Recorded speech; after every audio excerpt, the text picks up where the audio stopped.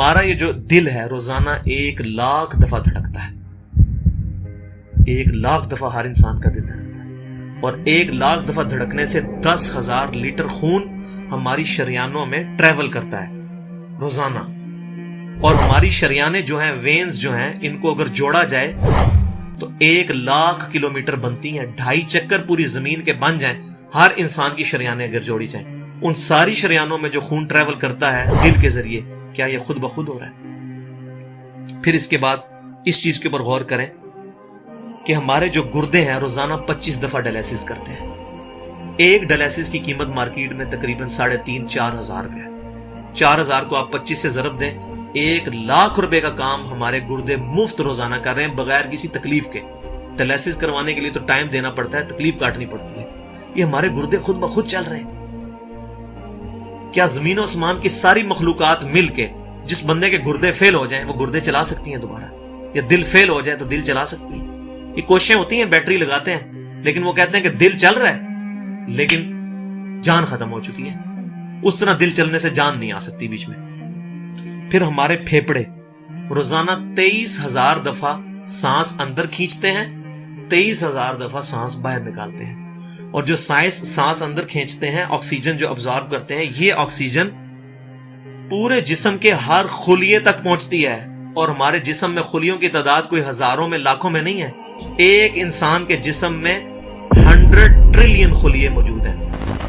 100 trillion, اور 1 trillion is equal to 1000 billion, 1000 ارب کے برابر. اس کو سمجھانے کے لیے سائنٹسٹ نے یہ ایگزامپل دی ہے کہ اگر انگلینڈ جیسے 30 ملک ہوں اور وہ 30 کے 30 ملک درختوں سے پر ہوں, ہر درخت کے 10,000 پتے ہوں, تو جتنے پتوں کی تعداد بنتی ہے نا, 30 انگلینڈ جیسے ملک مکمل درختوں سے بھرے ہوئے, وہ سارے پتے گنے جائیں, ہر درخت کے 10,000 پتے ہوں, تو یہ 100 ٹریلین فگر بنتا ہے. اتنے خلیوں تک آکسیجن روزانہ پہنچتی ہے, جسم کے اندر خلیے موجود ہیں.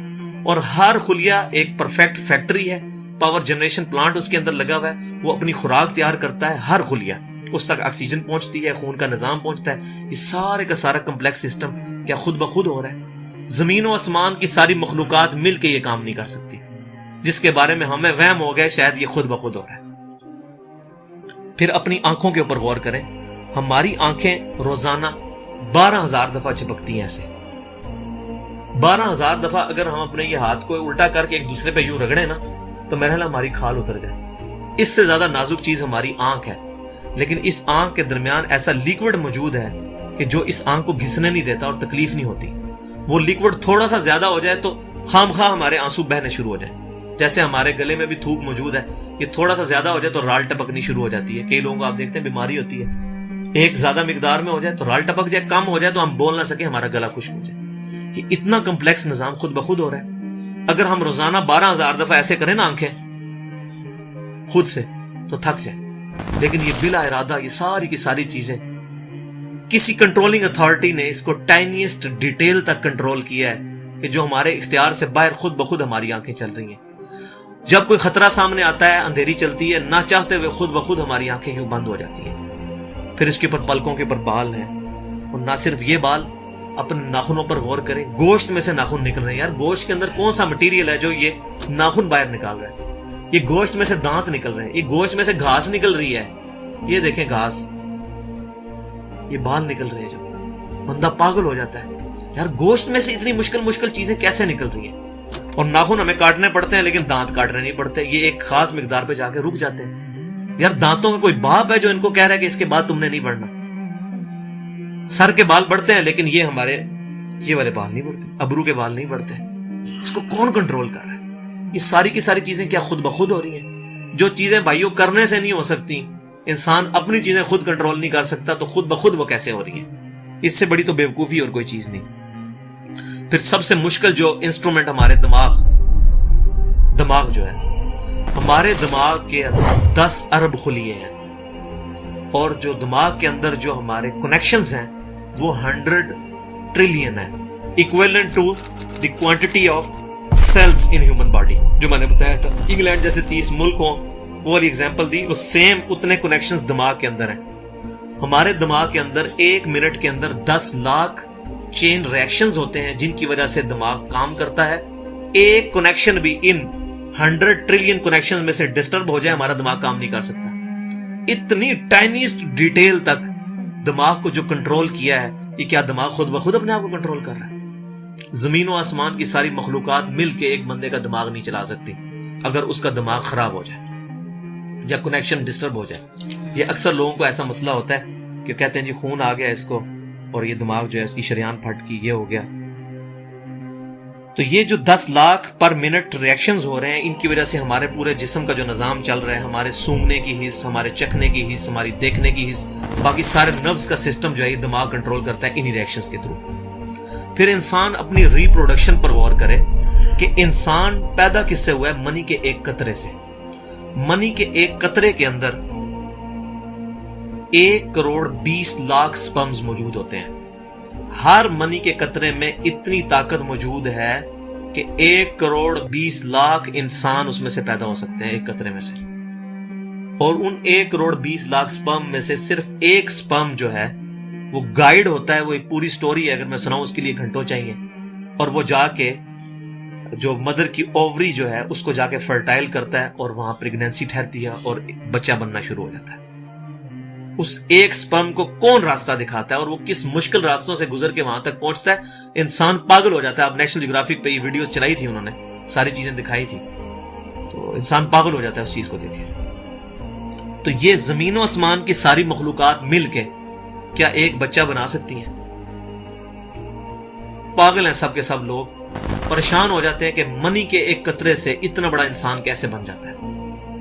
उस मनी के कतरे में तो कोई ऐसी चीज नहीं है जिससे आंख का ढेला बन जाए और उसके पीछे शीशा लग जाए। उसमें तो कोई ऐसी चीज मौजूद नहीं कि ये बाल जैसा मटेरियल निकल आए। फिर वो सारी की सारी चीजें इतनी परफेक्ट हार्मनी में बन के बाहर आती हैं पूरे सिस्टम के तहत। ये कैसे हो रहा है?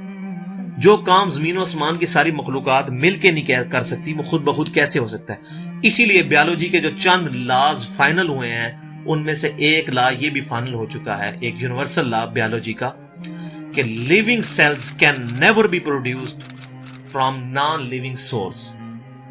जिंदा जो खुलिये हैं, जिंदा चीज कभी भी मुर्दा चीज से नहीं बनाई जा सकती। जिंदा चीज से ही बनेगी, जिंदगी में से ही जिंदगी बन सकती है। अब खून, दुनिया के सारे केमिकल्स जोड़ लिए जाए, खून नहीं बन सकता। जिंदा बंदे का खून ही उस दूसरे बंदे को लगता है, क्यों? कि लिविंग सेल्स है। तो ये बायोलॉजी का लॉ जो है ये फाइनल हो चुका है। तो अब तक जितनी मैंने डिस्कशन की, ये वो तमाम डिस्कशंस हैं जो आम इंसान, इसमें से मेजॉरिटी चीजें ऐसी हैं कि जो आम इंसान, चाहे आज का इंसान है चाहे 1000 साल पहले का इंसान है, वो इन सारी चीजों को ऑब्जर्व करके एक सुपर कंट्रोलिंग अथॉरिटी तक पहुंच सकता है, और वो अथॉरिटी है अल्लाह।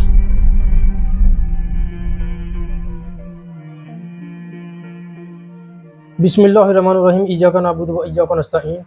हेलो गाइस, अस्सलाम वालेकुम रहमतुल्लाहि व बरकातहू। Welcome back to my channel. I hope guys video आपको बहुत ज़्यादा पसंद आया होगा, और यही हमारा मकसद है आपको पहुंचाना कि बहुत से लोग क्वेश्चन करते हैं कि हु इज़ अल्लाह, अल्लाह कौन है, तुम्हारा मतलब हम क्यों मानते हैं अल्लाह को। बहुत से हमारे जो नॉन मुस्लिम भी लोग हैं, हमारे फ्रेंड्स भी हैं, बहुत पूछा करते हैं मुझसे भाई अल्लाह कौन है, उसका मतलब क्या निशानी है, हम प्रूव कर लेंगे हाँ भाई अल्लाह ही है, बेशक गॉड एक। तो अब ये आपके सामने रिजल्ट है जो हमारे इंजीनियर साहब ने बताया, और यही इतना मतलब डीपली एग्जांपल दे करके। और इससे पहले मेरे एम्ब्रियोलॉजी अगर होम पेज पे जाएंगे आपको, या लिंक डिस्क्रिप्शन मिल जाएगी, वो भी तारुफ है कि गॉड तक कैसे पहचाना जाए कि अल्लाह ही एक वाहिद एक अल्लाह है जो मतलब गॉड है, जो वही पैदा सब कुछ करने वाला है। तो उसमें वो बताया साइंस से रिलेटेड भी, वही साइंस आज तहकीक कर कर वो बता रही है कि हड्डी या गोश्त पहले कैसा हुआ। भाई इंसान सोचे, इतने एग्जांपल से बताया कि भाई इस गोश्त से नाखून बन जाना, फिर नाखून का बढ़ना लेकिन दांत का नहीं बढ़ना, ये हेयर से हैं ये बाल बढ़ जाना लेकिन आईब्रो का नहीं बढ़ना। तो इसका कंट्रोल कौन कर रहा है? और यहाँ की अगर 12,000 बार इसको घिसेंगे तो खाल घिस जाएगी, लेकिन आँखें पलक झपकती रहती है, वो भी हमारे बिना कंट्रोल के। तो उसका एक पानी भी होता है, ज़्यादा हो जाए तो आंसू बन जाए, जो भी मतलब एग्जाम्पल बताया।